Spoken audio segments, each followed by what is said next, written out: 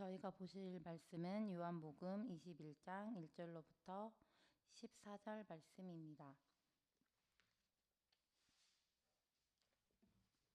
요한복음 21장 1절로부터 14절입니다. 한 절씩 교독하겠습니다. 그 후에 예수께서 디베랴 호수에서 또 제자들에게 자기를 나타내셨으니 나타내신 일은 이러하니라. 시몬 베드로와 두모라 하는 도마와 갈릴리 가나 사람 나다나엘과 세베데의 아들 들과 또 다른 제자 둘이 함께 있더니 시몬 베드로가 나는 물고기를 잡으러 가노라 하니 그들이 우리도 함께 가겠다 하고 나서서 배에 올랐으나 그날 밤에 아무것도 잡지 못하였더니 날이 새어갈 때에 예수께서 바닷가에 가셨으나 제자들이 예수이신지를 알지 못하니라. 예수께서 이르시되 애들아 너희에게 고기가 있느냐 대답하되 없나이다. 이르시되 그물을 배 오른편에 던지라 그리하면 잡으리라 하시니 이에 던졌더니 물고기가 많아 그물을 들 수 없더라. 예수께서 사랑하시는 그 제자가 베드로에게 이르되 주님이시니라 하니 시몬 베드로가 볶고 있다가 주님이라 하는 말을 듣고 겉을 두른 후 바다로 뛰어내리더라. 다른 제자들이 육지에서 거리가 불과 50쯤 되므로 작은 배를 타고 물고기 든 그물을 끌고 와서 육지에 올라보니 숯불이 있는데 그 위에 생선이 놓였고 떡이 있더라.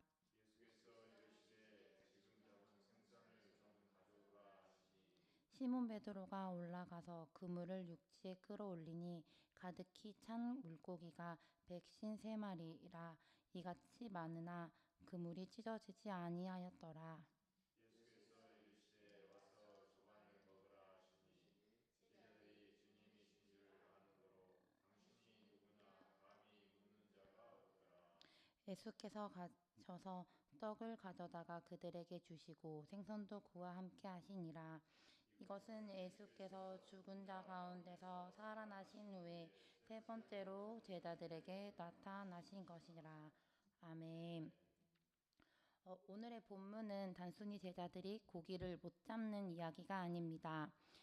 이 장면은 제자들의 깊은 영적인 상태를 보여주는 장면입니다. 본문에서 베드로는 이렇게 말합니다. 나는 물고기를 잡으러 가노라. 그리고 다른 제자들도 그를 따라 나섭니다. 그들은 밤새도록 고기를 잡습니다. 열심히 했습니다. 포기도 하지 않았습니다. 그런데 결과는 무엇일까요? 한 마리도 잡지 못했습니다. 그런데 여기서 우리가 반드시 주목해야 할 사실이 있습니다. 베드로는 예수님을 몰랐던 사람이 아닙니다. 심지어 그는 부활하신 예수님을 이미 만났던 사람입니다. 예수님이 살아나신 후 베드로는 이미 주님을 보았고 제자들과 함께 그분의 임재도 경험했습니다. 그럼에도 불구하고 오늘의 본문에서 그는 다시 바다로 돌아갑니다. 왜일까요? 베드로는 예수님을 3번 부인했던 사람입니다. 그 사건은 단순히 실수가 아닙니다. 그의 믿음과 자존심이 동시에 무너진 사건입니다. 그래서 그는 예수님을 이미 만났음에도 불구하고 완전히 회복되지 못한 상태로 남아 있습니다. 오늘의 본문의 핵심은 이것입니다. 예수님을 만났지만 예전으로 돌아간 삶. 믿음은 있지만 방향을 잊어버린 상태.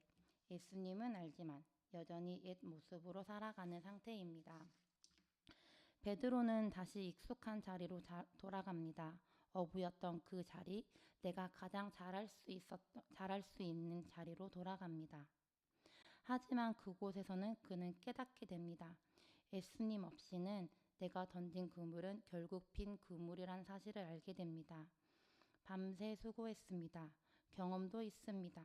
기술도 있습니다. 그러나 결과는 공허함으로 가득 차 있습니다. 그런데 여기서 또 하나 중요한 장면이 나옵니다. 본문 4절을 보면 예수께서 바닷가에 가셨으나 제자들이 예수인 줄 알지 못하는지라 라고 말합니다. 왜 알아보지 못했을까요? 단순히 거리가 멀어서가 아닙니다. 밤새 실패하고 지쳐 있었기 때문입니다. 낙심하고 무기력한 속에 있었기 때문입니다. 무엇보다 자기의 문제와 상황에 먼저 집중했기 때문에 예수님을 알아보지 못했습니다. 상태가 흐려지면 주님이 앞에 계셔도 우리는 알아보지 못합니다. 우리는 종종 말합니다. 하나님 보이지 않아요. 하나님 어디 계십니까? 하지만 하나님은 실제로 거기 안 계시는 게 아닙니다. 우리가 우리의 상태 때문에 예수님을 못 보고 있는 것입니다. 그래서 제자들은 주님이 바로 앞에 있음에도 불구하고 예수님을 보지 못합니다. 그리고 계속 빈 그물만 붙잡고 있습니다. 여기서 우리는 중요한 영적 진리를 발견합니다. 예수님을 한 번만 경험하고 있다고 해서 예수님을 만난 경험이 있다고 해서 삶이 자동으로 회복되는 것은 아닙니다. 은혜를 알고 있다고 해서 우리가 은혜 안에 머무르는 것 아닙니다.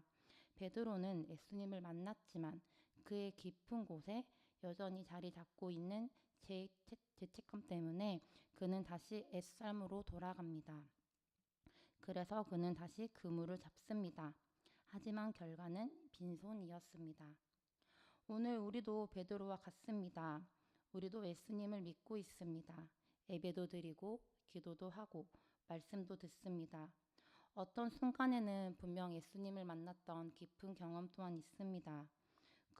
그런데도 불구하고 우리의 삶을 돌아보면 옛 방식대로 쫓아가는 모습들을 발견합니다. 문제 앞에서 기도보다는 계산을 먼저 하고 하나님의 말씀보다는 나의 경험을 따라갈 때가 많이 있습니다. 기다림보다는 조급함으로 우리는 움직입니다. 그리고 무엇보다 중요한 것은 우리는 이미 은혜를 경험했지만 완전한 회복되지 않은 상태로 살아갔기 때문입니다. 그래서 우리는 다시 바다로 갑니다. 다시 내 방식대로 살아보려 하고 가정을 위해 애쓰고 자녀를 위해서 노력하고 사역을 위해서 헌신합니다. 그런데 어느 순간 이런 고백이 나옵니다. 왜 이렇게 열심히 사는데 남는 게 없지? 왜 이렇게 열심히 애를 쓰는데 마음이 비어있지? 내 삶 속에 여전히 왜 빈 그물만 있는 것 같지? 라면서 문제는 수고의 부족이 아니었습니다. 그것은 문제의 방향이기 때문입니다. 주님 없이 던진 그물은 결국 비어 있습니다. 우리가 아무리 열심히 살았다 해도 주님이 없으면 우리는 빈 그물 뿐입니다. 결국 공허함만 있을 뿐입니다. 그런데 놀라운 것은 이런 제자들을 예수님은 외면하지 않으셨습니다. 오늘 본문에 이렇게 말합니다. 날이 새어갈 때에 예수께서 바닷가에 서셨으나 얼마나 은혜로운 장면입니까? 제자들이 예수님을 찾아가는 것이 아니라 예수님께서 먼저 직접 그들을 찾아갑니다.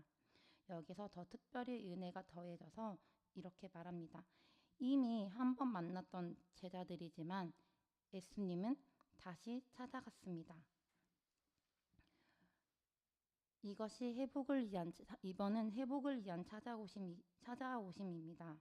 주님은 우리가 한 번 넘어졌다고 우리를 포기하는 것이 아닙니다. 이미 은혜를 받았는데도 다시 무너졌지만 주님은 외면하지 않습니다. 오히려 그 자리로 다시 찾아오십니다. 예수님께서 물으십니다. 얘들아, 너희에게 고기가 있느냐라고 물어보십니다. 이것은 책망이 아닙니다. 너희가 지금 어떤 상태인지 솔직하게 말해줘 나한테 라는 말입니다. 제자들은 이렇게 말을 합니다. 아무것도 없습니다. 그러고 주님이 말씀하십니다. 그물을 배의 오른편에 던지다. 그리하면 잡으리라. 제자들은 이 말씀에 순종합니다. 그물이 찢어질 만큼 가득 찹니다. 여기서 이 순간에 중요한 변화가 일어납니다. 그때 요한이 말합니다. 주님이시다. 왜 이제야 알아봤을까요? 그 이유는 순종했기 때문입니다. 순종하기 전에는 알아보지 못했습니다. 하지만 순종한 후에 예수님을 알아보았습니다. 이것이 영적인 원리입니다.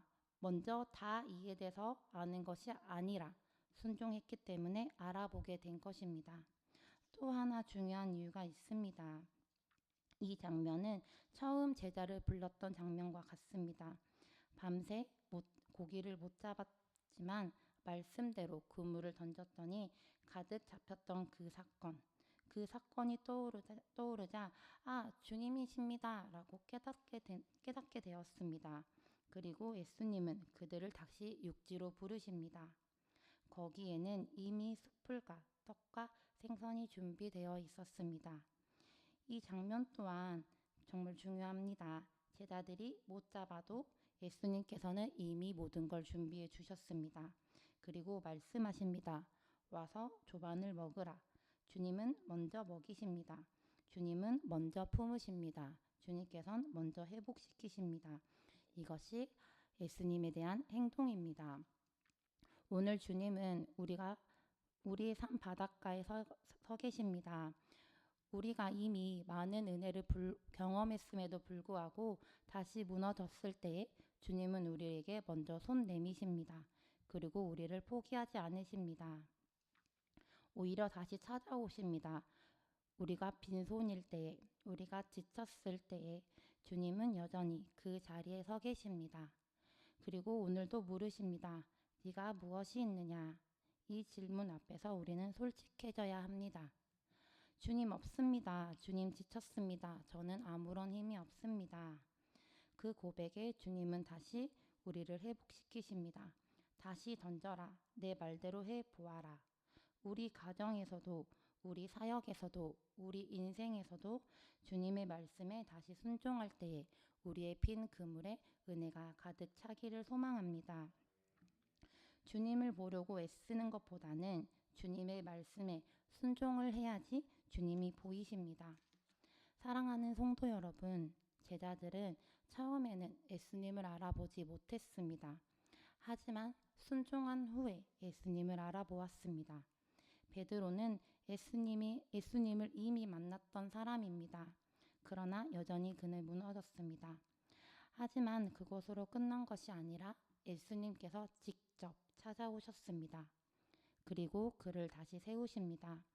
오늘 우리의 삶에도 이런 똑같은 은혜가 임하길 원합니다. 우리의 삶이 무너졌던 부분에 다시 찾아오시는 예수님께서 괜찮다라고 우리에게도 말씀하십니다. 또한 우리에게 이미 와 계시는 주님을 보는 은혜가 있길 원합니다. 그물을 던져라. 와서 조반을 먹으라. 오늘 이 새벽에도 우리는 순종으로 나아가길 원하고 그 순종 속에 우리 눈이 열리고 다시 주님의 은혜를 보는 은혜가 있길 소망합니다. 다 같이 기도하겠습니다. 사랑하는 하나님, 오늘 말씀을 통해 주님의 은혜가 우리 가운데에 있길 원합니다. 처음에는 주님을 알아보지 못했던 주님의 제자들에게도 순종으로 나아갔을 때에 주님을 보았습니다. 우리 삶 속에 우리가 순종으로 다시 주님께 나아가오니 다시 주님을 볼 수 있게 하여 주시고 우리의 삶 속에서도 가득 찬 은혜가 있길 주님 원합니다.